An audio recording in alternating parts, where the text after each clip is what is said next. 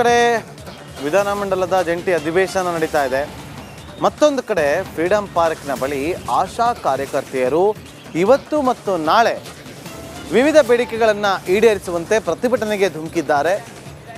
ಸಾವಿರಾರು ಸಂಖ್ಯೆಯಲ್ಲಿ ಅಂಗನವಾಡಿ ಕಾರ್ಯಕರ್ತೆಯರು ಈಗ ಫ್ರೀಡಂ ಪಾರ್ಕ್ನ ಬಳಿ ಆಗಮಿಸಿ ಅಲ್ಲಿ ಪ್ರತಿಭಟನೆ ಮಾಡೋದಕ್ಕೆ ಮುಂದಾಗಿದ್ದಾರೆ. ಸರ್ಕಾರದ ವಿರುದ್ಧ ಈಗ ಸಮರವನ್ನು ಸಾರೋದಕ್ಕೆ ಆಶಾ ಕಾರ್ಯಕರ್ತೆಯರು ಮುಂದಾಗಿರುವಂಥದ್ದು. ವಿವಿಧ ಬೇಡಿಕೆಗಳನ್ನು ಈಡೇರಿಸಬೇಕು ಸರ್ಕಾರ ಶೀಘ್ರವೇ ಅಂತ ಹೇಳಿ ಬೇಡಿಕೆಯನ್ನು ಇಟ್ಟು ಪ್ರೊಟೆಸ್ಟ್ಗೆ ಮುಂದಾಗಿರುವಂಥದ್ದು. ಬೃಹತ್ ಪ್ರತಿಭಟನೆಗೆ ಸಜ್ಜಾಗಿದೆ ವೇದಿಕೆ. ಇವತ್ತು ಮತ್ತು ನಾಳೆ ಫ್ರೀಡಂ ಪಾರ್ಕ್ನಲ್ಲಿ ಈ ಪ್ರತಿಭಟನೆ ಆರಂಭ ಆಗಿದೆ. ವಿವಿಧ ಬೇಡಿಕೆ ಈಡೇರಿಕೆಗೆ ಒತ್ತಾಯಿಸ್ತಿದ್ದಾರೆ. ಪ್ರತಿಭಟನೆ ಕೂಡ ಮುಂದುವರೆದಿದೆ. ಜೊತೆಗೆ ವಿಧಾನಸೌಧ ಚಲೋ ಮೂಲಕ ಸರ್ಕಾರಕ್ಕೆ ಬಿಸಿ ಮುಟ್ಟಿಸೋದಕ್ಕೆ ಆಶಾ ಕಾರ್ಯಕರ್ತೆಯರು ಈಗ ಮುಂದಾಗಿದ್ದಾರೆ ಅಂತ ಹೇಳಿ ಮಾಹಿತಿ ಲಭ್ಯವಾಗ್ತಾ ಇದೆ. ಆಶಾ ಕಾರ್ಯಕರ್ತೆಯರು ಬಹಳ ದಿನಗಳಿಂದ ಸಾಕಷ್ಟು ಸಮಸ್ಯೆಯಲ್ಲಿದ್ದಾರೆ.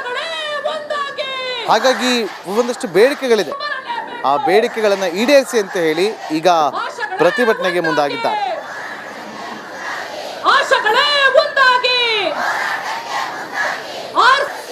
ವಿವಿಧ ಬೇಡಿಕೆ ಆಗ್ರಹಿಸಿ ಆಶಾ ನೌಕರರು ಇವತ್ತು ದೊಡ್ಡ ಮಟ್ಟದಲ್ಲಿ ಪ್ರೊಟೆಸ್ಟ್ ಮಾಡ್ತಿದ್ದಾರೆ ಫ್ರೀಡಂ ಪಾರ್ಕಲ್ಲಿ. ನಾನು ಪ್ರೆಸೆಂಟ್ ಈಗ ಫ್ರೀಡಂ ಪಾರ್ಕಲ್ಲಿ ಇದ್ದೇನೆ. ನೋಡ್ತಿರ್ಬೋದು ಸಾಕಷ್ಟು ಜನ ಆಶಾ ನೌಕರರು ಆ ಸರ್ಕಾರದ ವಿರುದ್ಧ ತಮ್ಮ ಬೇಡಿಕೆ ಆಗ್ರಹಿಸಿ ಪ್ರತಿಭಟನೆ ಮಾಡ್ತಿದ್ದಾರೆ. ಎಲ್ಲ ಪಿಂಕ್ ಮಯವಾಗಿದೆ. ಬೇರೆ ಬೇರೆ ಜಿಲ್ಲೆಗಳಿಂದ ಸಾಕಷ್ಟು ಜನ ಬಂದಿದ್ದಾರೆ.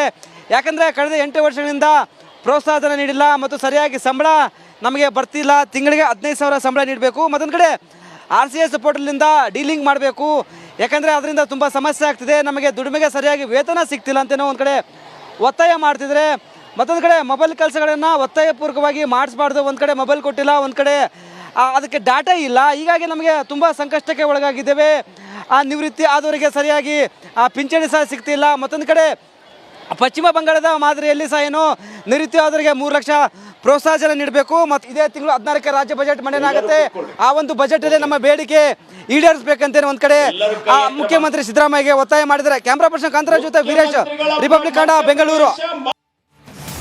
ಬೆಂಗಳೂರನ್ನ ಸಿಲಿಕಾನ್ ಸಿಟಿ ಅಂತ ಕರೀತಾರೆ, IT ಸಿಟಿ ಅಂತ ಕರೀತಾರೆ. ಇದರ ಜೊತೆಯಲ್ಲಿ ಗಾರ್ಡನ್ ಸಿಟಿ ಅಂತಲೂ ಕೂಡ ಕರೀತಾರೆ. ಕಾರಣ ಲಾಲ್ಬಾಗ್ ಹಾಗೂ ಕಬ್ಬನ್ ಪಾರ್ಕ್ನ ವಿಚಾರವಾಗಿ. ಬೆಂಗಳೂರಿನಲ್ಲಿ ಅತಿ ಹೆಚ್ಚು ಪಾರ್ಕ್ಗಳು ಇರುವಂಥ ಹಿನ್ನೆಲೆಯಲ್ಲಿ ಗಾರ್ಡನ್ ಸಿಟಿ ಅಂತ ಕರೀತಾರೆ. ಆದರೆ ಇಂಥ ಒಂದು ಪಾರ್ಕ್ನಲ್ಲಿ, ಕಬ್ಬನ್ ಪಾರ್ಕ್ನಲ್ಲಿ 10 ಅಂತಸ್ತಿನ ಕಟ್ಟಡ ಕಟ್ಟೋದಕ್ಕೆ ಸಿದ್ಧತೆ ನಡೀತಾ ಇದೆ. ಆ ಸಿದ್ಧತೆಯ ವಿಚಾರವಾಗಿ ವಾಕರ್ಸ್ ಅಸೋಸಿಯೇಷನ್ ತೀವ್ರ ವಿರೋಧವನ್ನು ವ್ಯಕ್ತಪಡಿಸ್ತಾ ಇದೆ. ಕಬ್ಬನ್ ಪಾರ್ಕ್ ವಾಕರ್ಸ್ ಅಸೋಸಿಯೇಷನ್ ಇಂದ ಧರಣಿಗೆ ಮುಂದಾಗ್ತಾ ಇರುವಂಥದ್ದು. 200ಕ್ಕೂ ಹೆಚ್ಚು ವಾಕರ್ಸ್ ಭಾಗಿಯಾಗಿದ್ದಾರೆ, ಕಿಡಿಕಾರ್ತಿದ್ದಾರೆ. ಕಬ್ಬನ್ ಪಾರ್ಕ್ನಲ್ಲಿ ಸದ್ಯ ಉತ್ತಮವಾದಂಥ ಗಾಳಿಯ ವಾತಾವರಣ ಇದೆ. ಕಟ್ಟಡ ಕಟ್ಟಿ ಪಾರ್ಕ್ನ ಸೌಂದರ್ಯ ಹಾಳು ಮಾಡದಂತೆ ಮನವಿಯನ್ನ ಮಾಡಿಕೊಂಡಿದ್ದಾರೆ. ನಮ್ಮ ಕಬ್ಬನ್ ಪಾರ್ಕ್ ಉಳಿಸಿ, ಪ್ರಾಣಿ ಪಕ್ಷಿ ಉಳಿಸಿ ಅಂತ ಧರಣಿ ಮಾಡ್ತಿದ್ದಾರೆ. ನೋಡಿ, ಇವತ್ತು ಕಬ್ಬನ್ ಪಾರ್ಕ್ಗೆ ಎಷ್ಟೋ ಜನ ಬೆಂಗಳೂರಿನ ಬೇರೆ ಬೇರೆ ಕಡೆಯಿಂದ ಮೂಲೆ ಮೂಲೆಯಿಂದ ಬರ್ತಾರೆ. ಬೆಳಗ್ಗೆ ಹೊತ್ತು ನೀವು ಹೋಗಿದ್ರೆ ಕಬ್ಬನ್ ಪಾರ್ಕ್ನಲ್ಲಿ 6 ಗಂಟೆಯಿಂದ 8 ಗಂಟೆವರೆಗೂ ಕೂಡ ಸಾಕಷ್ಟು ಜನ ಬಂದು ಅಲ್ಲಿ ವಾಕಿಂಗ್ ಅನ್ನ ಮಾಡ್ತಾರೆ, ಜಾಗಿಂಗ್ ಅನ್ನ ಮಾಡ್ತಾರೆ, ಯೋಗ ಮಾಡ್ತಾರೆ, ಒಂದು ರೀತಿಯಲ್ಲಿ ಮೆಡಿಟೇಷನ್ಗಳನ್ನ ಮಾಡ್ತಾರೆ. ಯಾಕೆಂದ್ರೆ ಅಲ್ಲಿ ಉತ್ತಮವಾದಂಥ ವಾತಾವರಣ ಇದೆ. ಒಳ್ಳೆಯ ರೀತಿಯಲ್ಲಿ ಆಮ್ಲಜನಕದ ಒಂದು ವಾಸನೆ ನಾವು ತೆಗೆದುಕೊಳ್ಬೋದು ಅಂತೇಳಿ ಉಸಿರಾಟದ ಒಂದು ವಿಚಾರವಾಗಿ ಸಮಸ್ಯೆ ಇರೋರೆಲ್ಲರೂ ಕೂಡ ಅಲ್ಲಿ ಬಂದು ವಾಕಿಂಗ್ ಅನ್ನ ಮಾಡ್ತಾರೆ. ಆದರೆ ಇಂತಹ ಒಂದು ಕಬ್ಬನ್ ಪಾರ್ಕ್ನಲ್ಲಿ 10 ಅಂತಸ್ತಿನ ಕಟ್ಟಡ ನಿರ್ಮಾಣಕ್ಕೆ ಸಿದ್ಧತೆ ನಡೆದಿತ್ತು. ಈ ವಿಚಾರವಾಗಿ ಈಗ ವಾಕರ್ಸ್ ಅಸೋಸಿಯೇಷನ್ ಸುಮಾರು 200ಕ್ಕೂ ಹೆಚ್ಚು ಜನ ಪ್ರತಿಭಟನೆಗೆ ಮುಂದಾಗ್ತಾ ಇರುವಂಥದ್ದು. ಕಬ್ಬನ್ ಪಾರ್ಕ್ ನನ್ನ ಸಹೋದರಿ ದಿವಿತ್ ಇದ್ರು ಅಲ್ಲೇ. Divith, over to you. Thank you Nagendra Babu. Yes, ಗಮನಿಸ್ತಾ ಇದ್ದೀವಿ ಕಬ್ಬನ್ ಪಾರ್ಕ್ ಅಂದರೆ ನಿಮಗೆ ಬೆಂಗಳೂರಿನಲ್ಲಿ ಕಬ್ಬನ್ ಪಾರ್ಕ್ ಮತ್ತು ಲಾಲ್ಬಾಗ್ ಒಂದು ರೀತಿಯಲ್ಲಿ ಗ್ರೀನ್ ಬೆಲ್ಟ್. ಪ್ರಮುಖವಾಗಿ ಯಾವ ರೀತಿ ಬೆಂಗಳೂರು ನಗರ ಬೆಳೀತಾ ಇದೆ ಅನ್ನುವಂಥದ್ದನ್ನು ಗಮನಿಸ್ತಾ ಇದ್ದೀವಿ. ಇಲ್ಲಿ ಸಾಕಷ್ಟು ವಾಯು ಮಾಲಿನ್ಯ, ಶಬ್ದ ಮಾಲಿನ್ಯ, ಎಲ್ಲ ಮಾಲಿನ್ಯಗಳನ್ನು ಒಳಗೊಂಡಂಥ ಈ ಬೆಂಗಳೂರು. ಆದರೆ ಹಸಿರು ಬೆಲ್ಟ್ ಅನ್ನೋದನ್ನ ನಾವು ನೋಡೋದು ಕೇವಲ ಕಬ್ಬನ್ ಪಾರ್ಕ್ ಮತ್ತು ಲಾಲ್ಬಾಗ್ನಲ್ಲಿ ಮಾತ್ರ ನಾವು ನೋಡಲಿಕ್ಕೆ ಸಾಧ್ಯ. ನಿಮಗೆ ಫಾರ್ ಎಕ್ಸಾಂಪಲ್ ಮೈಸೂರು ಅಂತ ತೆಗೆದುಕೊಂಡಾಗ ಮೈಸೂರಲ್ಲಿ ನೋಡಿ ನಿಮಗೆ ಹೋಗ್ತಾ ಸುತ್ತಮುತ್ತ ರೋಡ್ಗಳಲ್ಲಿ, ರಸ್ತೆಗಳಲ್ಲಿ ಒಂದು ರೀತಿಯ ಎಲ್ಲ ಕಡೆ ಮರಗಿಡಗಳನ್ನ ನಾವು ನೋಡ್ತಾ ಇರ್ಬೋದು. ಸೊ ಪ್ರಮುಖವಾಗಿ ಇವತ್ತು ಪರಿಸರ ಪ್ರೇಮಿಗಳು ಕಬ್ಬನ್ ಪಾರ್ಕ್ಗೆ ಬಂದು ಯಾವಾಗಲೂ ಕೂಡ ಇದನ್ನು ಖಂಡಿಸ್ತಾ ಇದ್ದಾರೆ. ಅಂದರೆ ಈಗ ನೋಡಿ ಫಾರ್ ಎಕ್ಸಾಂಪಲ್ ನಿಮಗೆ ಯಾರೋ ಒಬ್ಬರಿಗೆ ಅವಕಾಶವನ್ನು ಕೊಟ್ಟರು, 10 ಮಹಡಿ ಕಟ್ಟೋದಕ್ಕೆ, ಬಿಲ್ಡಿಂಗನ್ನು ಕಟ್ಟೋದಕ್ಕೆ ಅವಕಾಶವನ್ನು ಕೊಟ್ಟರು. ಆ ಥರ ಕೊಟ್ಟ ಮೇಲೆ ಏನಾಗುತ್ತೆ ಅಂತಂದರೆ ಇನ್ನೊಬ್ರು ಬರ್ತಾರೆ, ಇನ್ನೊಬ್ರು ಬಂದು ನಾವು ಕಟ್ತೀವಿ ಅಂತಾರೆ. ಒಂದು ರೀತಿಯಲ್ಲಿ ಕಬ್ಬನ್ ಪಾರ್ಕ್ ಏನಾಗುತ್ತೆ ಅಂದರೆ 210 ಎಕರೆ ಇರೋ ಕಬ್ಬನ್ ಪಾರ್ಕ್ ಈಗಾಗಲೇ 180 ಎಕರೆಗೆ ಬಂದಿದೆ, ಆಮೇಲೆ 150 ಆಗುತ್ತೆ, 100 ಆಗುತ್ತೆ. ಕೊನೆಗೆ ನಾವು ಅದನ್ನು ಕೇವಲ ಯಾವುದೋ ಒಂದು ಮ್ಯಾಪ್ನಲ್ಲೋ ಅಥವಾ ಇತಿಹಾಸವಾಗಿ ಉಳ್ಕೊಂಡ್ಬಿಡುತ್ತೆ. ಇಂಥದ್ದೊಂದು ಪಾರ್ಕ್ ಇತ್ತು, ಇಂಥದ್ದೊಂದು ಹಸಿರನ್ನು ನಾವು ನೋಡ್ತಾ ಇದ್ವಿ, ಉಸಿರಾಡ್ತಿದ್ವಿ ಅಂತ. ಉಸಿರು ಇಲ್ಲ, ಹಸಿರು ಇಲ್ಲ ಅನ್ನುವಂಥ ಪರಿಸ್ಥಿತಿ ನಿರ್ಮಾಣ ಆಗುತ್ತೆ. ಪ್ರಮುಖವಾಗಿ ಇವತ್ತು ಮುಖ್ಯಮಂತ್ರಿ ಚಂದ್ರು ಕೂಡ ನಮ್ಮ ಜೊತೆ ಜಾಯ್ನ್ ಆಗ್ತಿದ್ದಾರೆ. ಸಾಕಷ್ಟು ಪರಿಸರ ಪ್ರೇಮಿಗಳು ಎಲ್ಲರೂ ಕೂಡ ಇದ್ದಾರೆ. ನಾವು ಅವ್ರನ್ನ ಮಾತನಾಡ್ತಾ ಹೋಗ್ತೀನಿ. ಸರ್ ನಮಸ್ತೆ.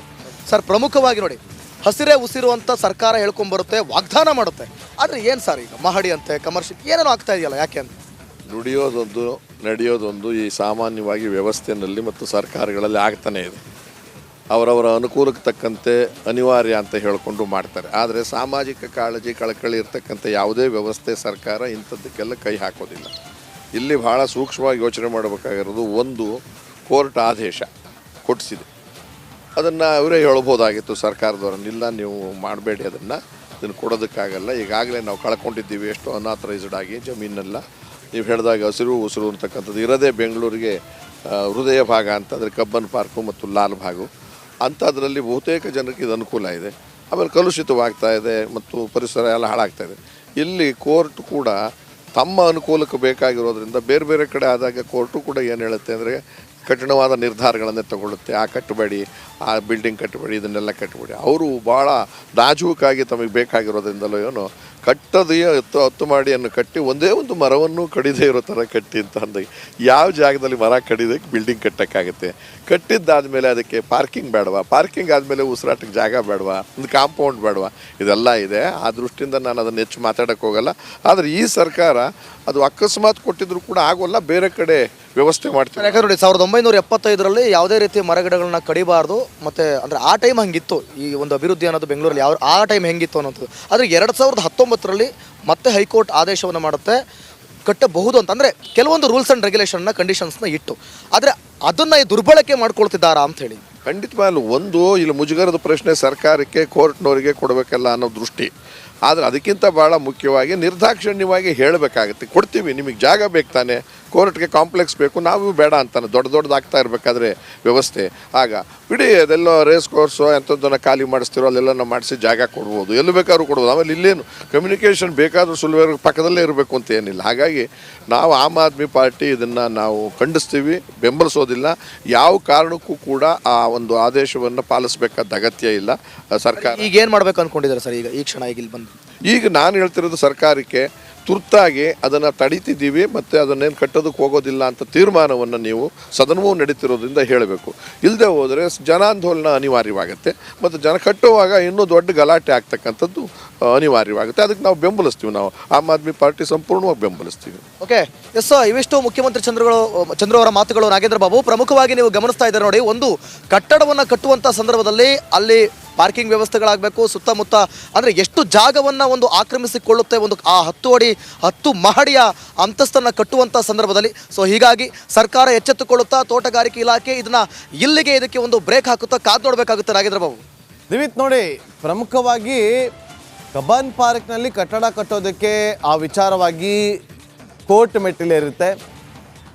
2019 ಅಂತ ಅನ್ಸುತ್ತೆ, ಅಥವಾ ಕೆಲ ದಿನಗಳ ಹಿಂದೆ ಅಂತ ಅನ್ಸುತ್ತೆ. ಯಾಕಂದರೆ ಕೋರ್ಟ್ ಮರಗಳನ್ನು ಕಡಿಯದೆ ಕಟ್ಟಡವನ್ನು ಕಟ್ಟಬಹುದು ಅಂತ ಹೇಳಿತ್ತು. ಸೊ ಈಗ